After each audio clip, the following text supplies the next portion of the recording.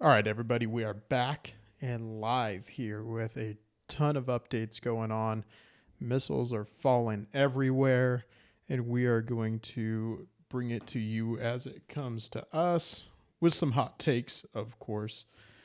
And actually, believe it or not, our views are a little tempered on here. I'm going to be doing this one by myself, but I did talk to Arthur for you guys, and we see pretty much eye to eye on this one. And I'm going to be honest, not as big a hardliners as either one of the extreme sides here is representing themselves to be. Because I think this issue needs a lot of nuance. Okay.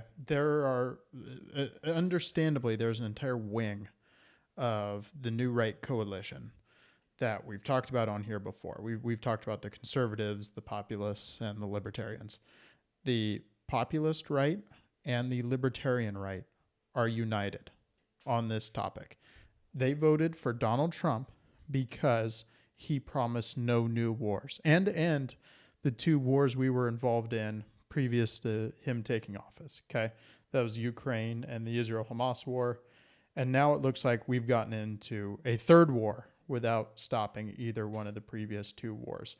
And I'm going to give Trump credit here that he's been trying to end the first two. Okay. It does not appear he is trying to keep us out of this third one. But I'm going to temper my criticism for fear of getting out ahead of this. Because obviously, if this becomes, this war in Iran becomes one where American boots are on the ground and we get dragged into a multi-year quagmire like Iraq, like Afghanistan, like all the other wars we've gotten into in the Middle East, okay, we are going to be hugely against that. That is like one of the number one things Donald Trump promised to not do. And he is really flirting with doing that.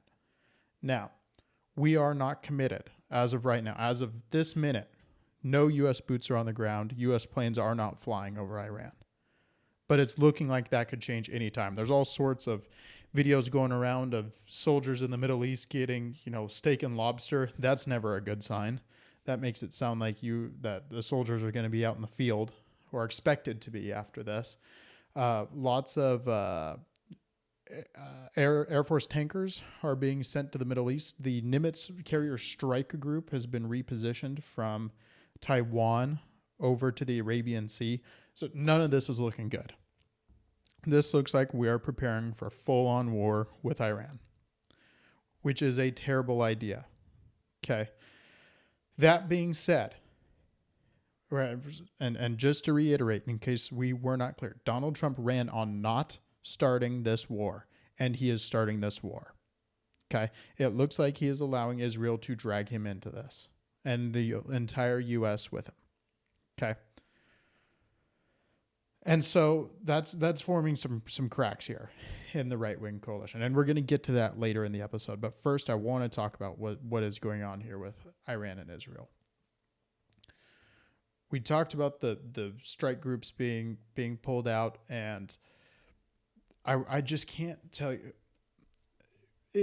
I know people are thinking right now, but Iran has a nuke. We can't allow Iran to have a nuke. Totally agree. Okay. This is where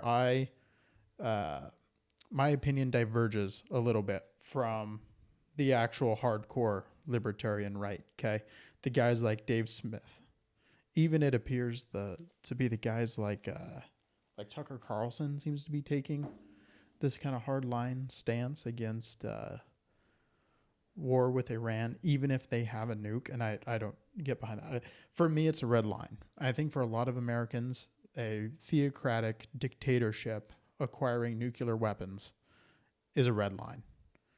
Okay, they've openly called for the end of the United States. They've openly called for the end of Israel, for the end of Western society, Europe, all of it. Okay, so these are these people in charge of Iran. Okay, not the Iranian people, but the people who run Iran. Okay, Soleimani and the rest of them openly call for the death of Americans. Openly. Not mincing their words at all. They just chant death to America. So it's a red line. I don't know how else to describe that. If you were okay with crazy Islamist dictators acquiring nuclear weapons, we're just going to have to agree to disagree. Okay.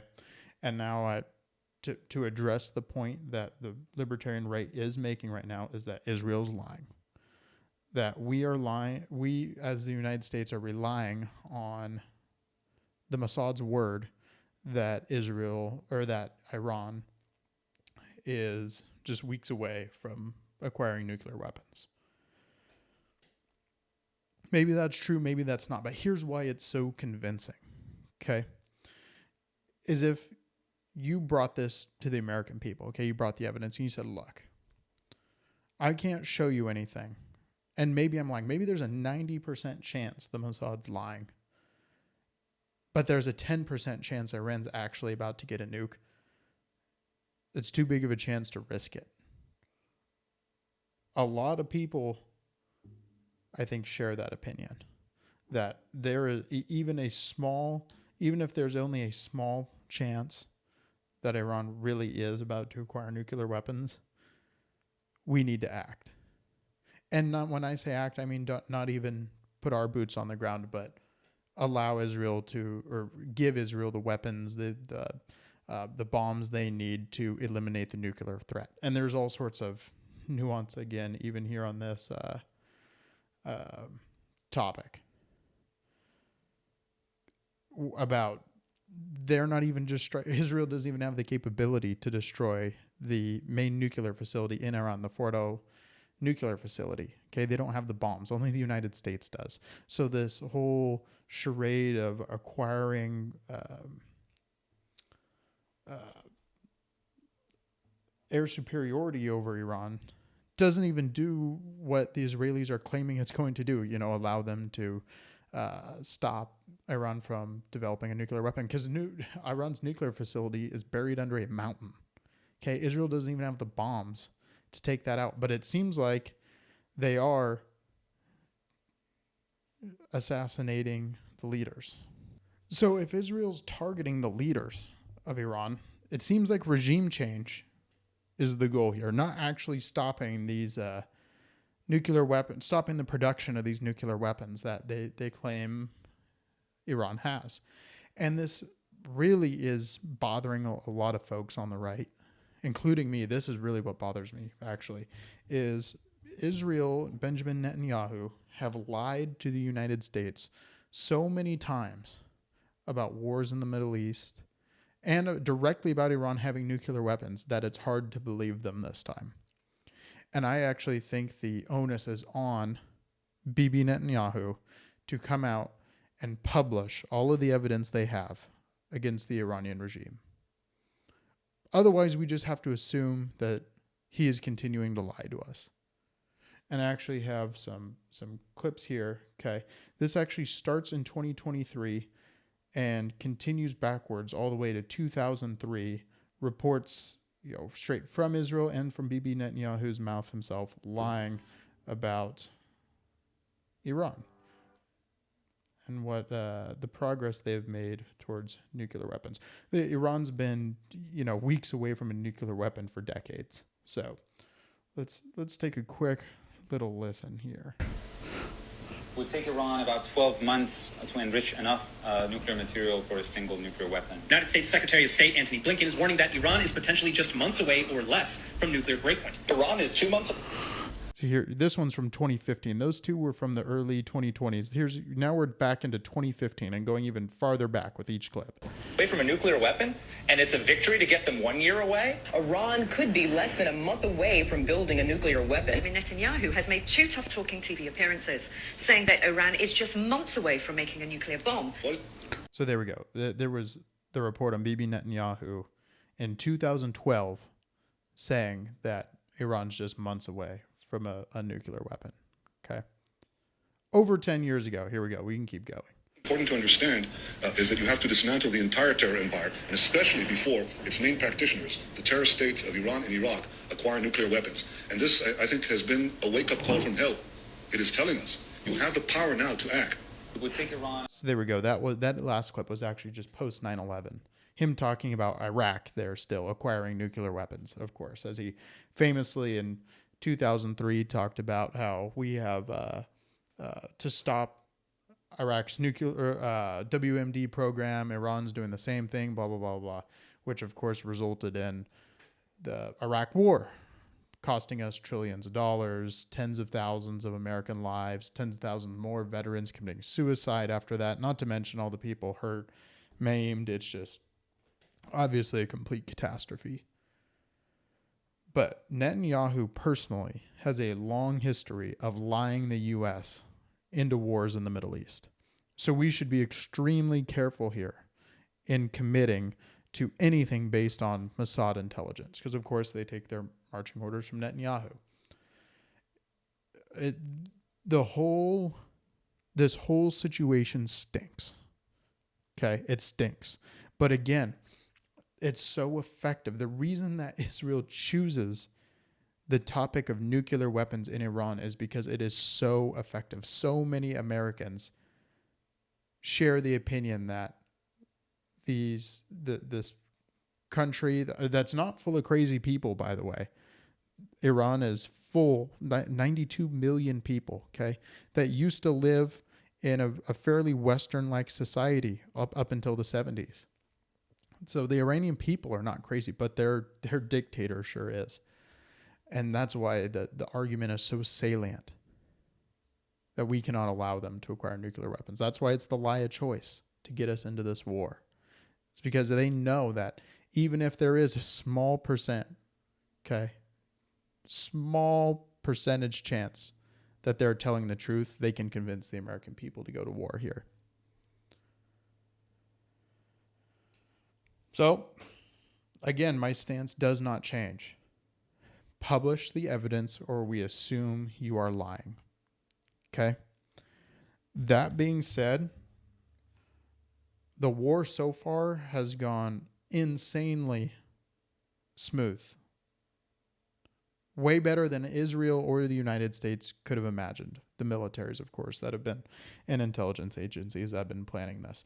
Apparently, according to one report here, Israel used disinformation inside of Iran's intelligence channels to prompt a meeting between the Iranian Revolutionary Guard's chief of staff. You got the leader of the IRGC, the leader of the Air Force was there, all these high-level guys to convene in this predetermined location that Israel knew of, and that was one of the first locations they struck, killing a ton of top leaders. And it apparently completely crippled the command structure that would have allowed Iran to retaliate promptly. I think they said they launched 120 missiles within 20 hours of Israel's first strike on Iranian soil.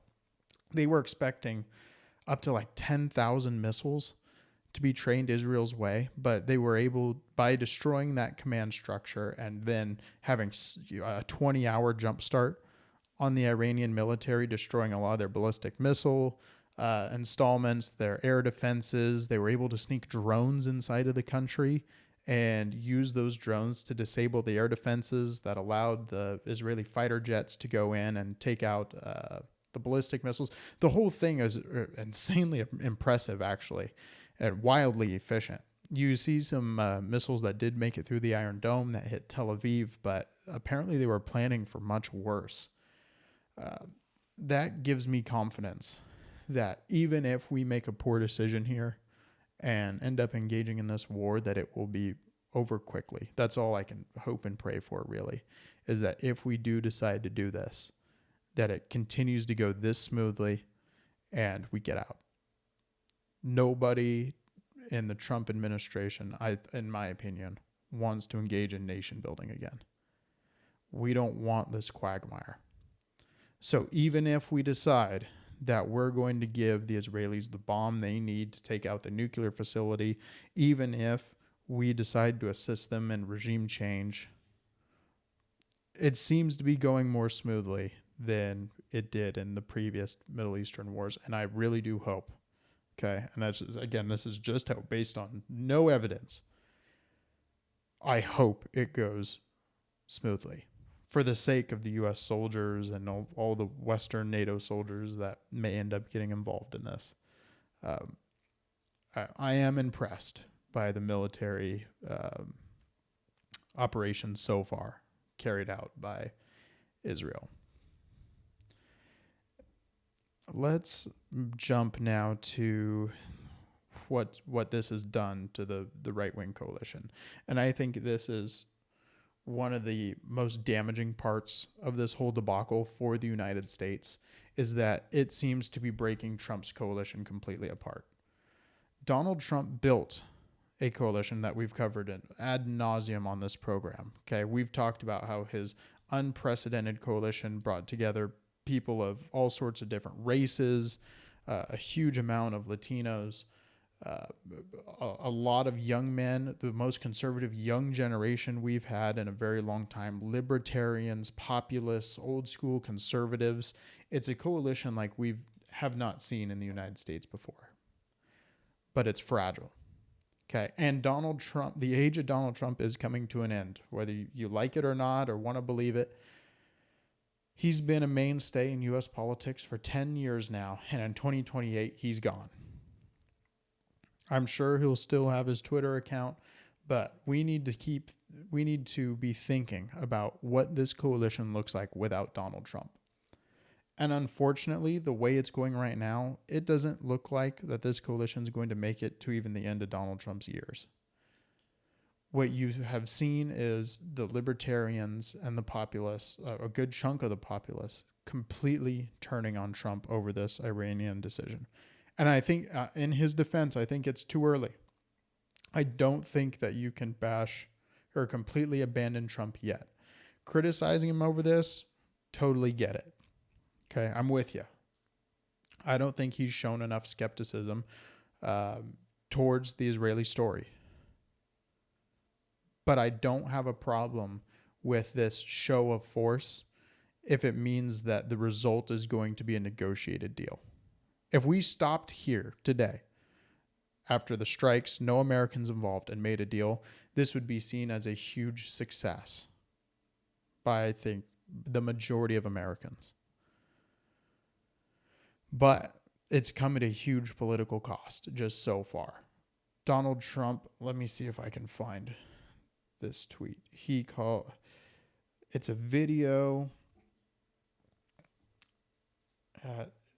Donald Trump essentially implies that Tucker Carlson is irrelevant and should go get his own TV network, so then he can, have an opinion again or something. Let's see if we can find this here. That's okay. We'll come back. He calls Tucker Carlson a kook. Tells him he needs to get his own TV network. He's not relevant anymore, blah, blah, blah, blah, blah, blah, blah.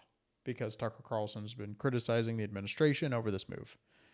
Dave Smith has apologized for backing Donald Trump, which I think, again, completely premature and unnecessary at this point. But it does go to show how fragile this coalition is going to be. And in 2028, we are going to have to do a good job of picking a successor for this movement. I think it's got to be J.D. Vance right now, but we'll see. 2028 is a long ways away. But this America First movement, okay, that Donald Trump seems to be honestly turning his back on at the moment, going down a really bad path. If Donald Trump abandons the movement this early in 2025, it is going to be hard for even J.D. Vance, Marco Rubio, anybody else, Ron DeSantis, to come in 2028 and rebuild it. This administration has to be successful, or the next Congress and presidency is going to be held by Democrats.